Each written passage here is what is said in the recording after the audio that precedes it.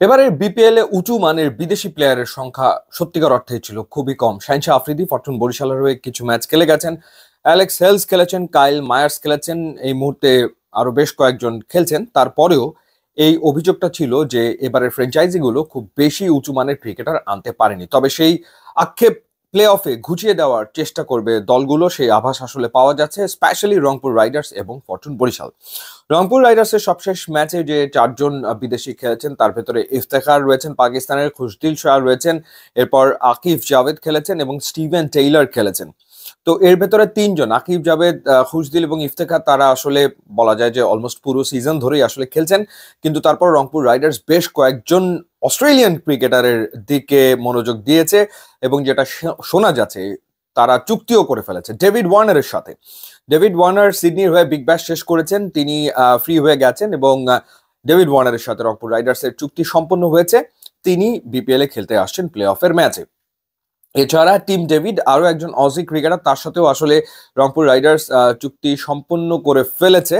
Team ডেভিডও আসছেন এবং দেখার ব্যাপার যে কয়টা ম্যাচ আসলে খেলে রংপুর রাইডার্স, সেভাবে তারা বিদেশি ক্রিকেটারদেরকে নিয়ে আসবে। এছাড়া সুনীল নারিন, যিনি এই মুহূর্তে আবু ধাবি নাইট রাইডার্সের হয়ে ইন্টারন্যাশনাল টি-20 লিগে খেলছেন। এর আগে তিনি 6টা সিজনে খেলেছেন বিপিএল এ, কুমিল্লা ভিক্টোরিয়ান্সের হয়ে বেশ কয়েকটা সিজনে খেলেছেন। সেই সুনীল নারিনের সাথেও কথা হয়েছে রংপুর রাইডার্সের। সুনীল নারিন তিনিও আসবেন এবং একটা বা দুটো ম্যাচ তার খেলার সম্ভাবনা আসলে রয়েছে।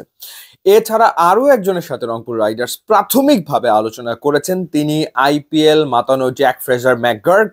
তার সাথে একটা প্রাথমিক আলোচনা হয়েছে, তবে চুক্তি এখন পর্যন্ত হয়নি এবং জ্যাক ফ্রেজার ম্যাকগার্ককেও আনতে পারে রংপুর রাইডার্স, এমনটা আসলে শোনা যাচ্ছে।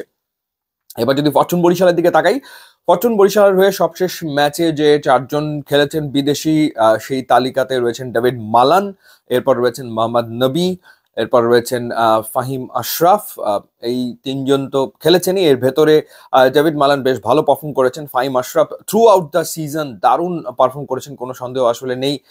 এছাড়া মোহাম্মদ নবী তিনি খেলছেন এবং জেমস ফুলারকে তারা আসলে খেলিয়েছে। ফরচুন বরিশাল তারা যতটা শোনা যাচ্ছে যে অ্যাডাম মিলনে, নিউজিল্যান্ডের ক্রিকেটার, তাকে আনতে পারে। এছাড়া ডেভিড মিলারের প্রতি তাদের আগ্রহ ছিল, কিন্তু মিলার আসলে ইনজুরিতে পড়ে গেছেন, সুতরাং তার আর আশা হচ্ছে না।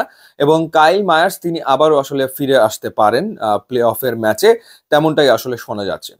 চিটাগং কিংস সুপার 4 এর রেসে রয়েছে, প্লে অফের দৌড়ে রয়েছে এবং চিটাগং কিংস কার সাথে যোগাযোগ করেছে নতুন করে সেটা এখনো জানা যায়নি। তবে মঈন আলীর ব্যাপারে তাদের যথেষ্ট রকম আগ্রহ রয়েছে এবং মঈন আলীর সাথে তারা যোগাযোগ রক্ষা করে চলেছে, সেই ক্ষেত্রে তার আসার সম্ভাবনা রয়েছে প্লে অফের ম্যাচ খেলতে।